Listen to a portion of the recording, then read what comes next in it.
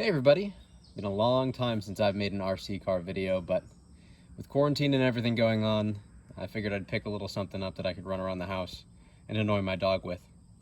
This is a review of the TR28, the Team Associated 28th scale Truggy. It's based off of the same chassis as the RC28 and SC28 cars and the CR28. This is going to be an extensive overview and breakdown of the car itself and what you can expect to get in the box. I'll finish the review with a bit of running video so that you can see exactly how the car reacts on various surfaces such as carpet, concrete, and laminate flooring. Thanks for watching. Should be a fun one. For starters, a quick overview of the Truggy. Rear-wheel drive, brushed motor, 1-cell LiPo battery. It's attached to the chassis itself. I haven't taken the car apart yet, but from what I understand, you cannot buy a replacement battery pack. The tires are typical of what you'd expect. You've got white wheels, nice wing on the Truggy itself. The body itself is fairly handsome with a very good color scheme. Big fan of the green on white with the blue accents. And of course, since it's a Truggy, it does have a wing. As to be expected, a lot of Team Associated branding on it, as well as the AE logo in the fake grille on the front of the Truggy. The body is held on by two body clips. You've got a body post in the front and in the rear.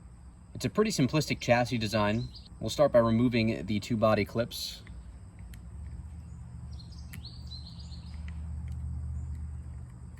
Another thing of note, on the Truggy specifically, I'm not too familiar with the other models, the body clip on the front tends to get stuck because the plastic bends up here and the clip hits up against it when you try to take it off.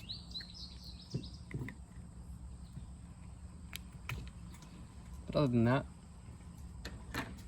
simple body removal there, and it shows you the rather simplistic chassis. So here's the overview without the body on. A couple points of note: the front body post height is adjustable. The rear appears to be part of the wing itself. So I'd imagine if you wanted to switch a different body on this, you'd need to get the body posts as well as get rid of the wing. From the back, you've got a clear view of the suspension. You've got two shocks attached to a solid axle in the rear. There is no differential in this car. And the front is even more simplistic. There is no suspension. The idea behind that is that the flex of the plastic in the front will allow at least some motion for you to hit jumps, and that acts as your suspension. Because the car is so light, I do think that it works all right, but there are some upgrade kits that I've seen people 3D print to allow for suspension to be added to the front. As it comes from the factory though, it does not have shocks in the front. The Esc and Receiver in this car are a 2-in-1 board. It's 2.4 gigahertz, so no interference, which is nice, especially coming from my background of playing with the Losi Micro T. That AM radio saw quite a bit of interference all the time, it seemed. This does have a fully proportional servo for steering, giving it more of a hobby grade feel than a toy grade feel. A couple of other quirks I've noticed: when the body is on, the rear suspension actually hits the body itself, which limits some of your suspension travel. However, the shocks themselves, even when they're fully compressed, do not allow the chassis to hit the ground. So theoretically, even if you are hitting the biggest jumps, the Truggy will never bottom out, which means you're not going to be scratching the plastic on the chassis. Very simplistic design on the bottom. Only 4 screw heads on the bottom of the car. There are more on the top. On-off switch, and otherwise very simplistic, which honestly is one of the benefits to this car.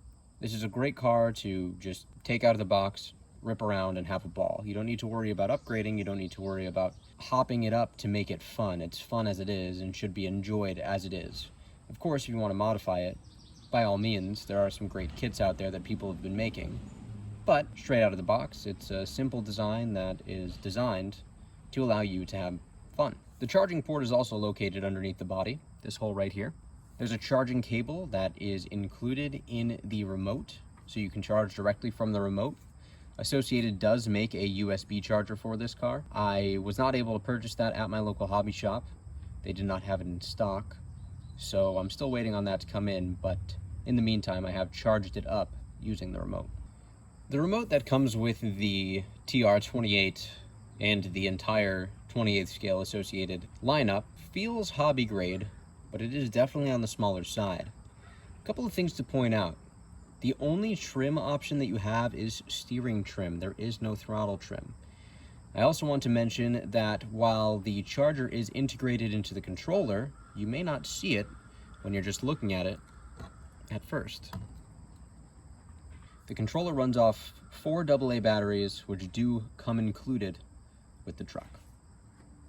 The bottom of the controller shows where the batteries go in, and despite the Phillips head on the bottom, you do not need a screwdriver to open this battery compartment. I have noticed it's a bit sticky and sometimes gets stuck.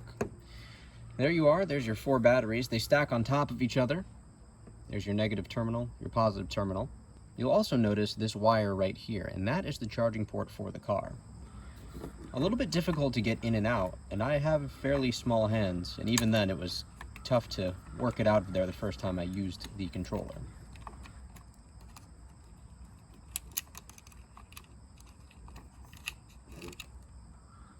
So there it is, it's out. And the nice thing about this is that they did leave a slot that you can run the wire and then close the door for charging your car. The controller will still sit flush if you were to set it down, and you can leave your car plugged in and let it charge. So when charging the car, what you'll do is insert the charging cable and make sure the remote is off. Team Associated stresses this in the manual. Do not plug the car in if the remote is on. So right now my remote is off. Take the charging cable, plug it in, and a green light appears on the controller. The car is done charging when that green light turns off. Another interesting quirk, which I think is part of the lack of front shocks, is that there appears to be some camber on the front wheels until you actually put the car on the ground. And then at that point, the wheels sit about true. It seems to not affect the performance and steering of the car. The steering still feels fairly crisp and rather precise, especially for such a small scale. There are no E-clips nor threaded nuts to keep the wheels on. It looks to me as though they're pressure fitted. The rear is obviously being driven by the motor itself. The fronts are free to turn. They spin with very little resistance. Doesn't look like there's ball bearings in there, but it feels good. Again, this is brand new, so maybe over time as dust and hair get lodged in the front axles, that may change, but for now, it does feel quite nice. So that's the overview of the TR28 from Team Associated. We'll do some running videos on various surfaces. I have stamped concrete on my patio, as well as laminate floors and carpet in my apartment. I hope this gives you an idea of what to expect from the car. Again, to me, it feels quite nice, and very nice to be enjoyed as it is out of the box. Since there aren't upgrade parts available, I don't plan on changing much about the truck at all. However, with some of the 3D printed suspension kits, I may pick up a second one and try to build it. One last quick note. If this is your first RC vehicle, you always want to turn the transmitter on before you turn the car on, just in case there's any interference. So there we go, transmitter is on and bound to the car. You can tell by the solid red light on the power. The car is on, steering trim is already set. Time to drive. It's no surprise that the car is fairly grippy on concrete, especially given that the tires have about a soft to medium rubber compound.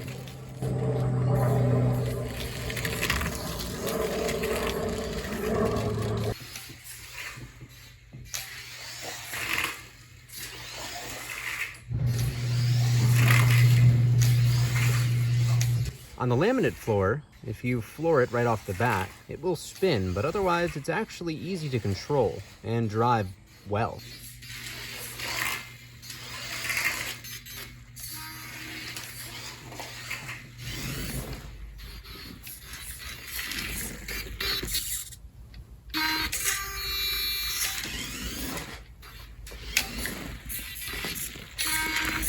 I've noticed on some carpet it tends to drift and doesn't go perfectly straight like it does on other surfaces, but still drives nicely. Due to the higher grip, it will roll if you floor it and then cut the wheel. As far as drive feel goes, the turning feels great. The acceleration, a bit lackluster. Probably the biggest drawback of the car, especially if you wanted to build a ramp or a track and you didn't have a ton of space to really open it up on straights. But other than that, very fun for what it is, fairly durable, and I'll be sure to post more videos. If you like this video, press the thumbs up button.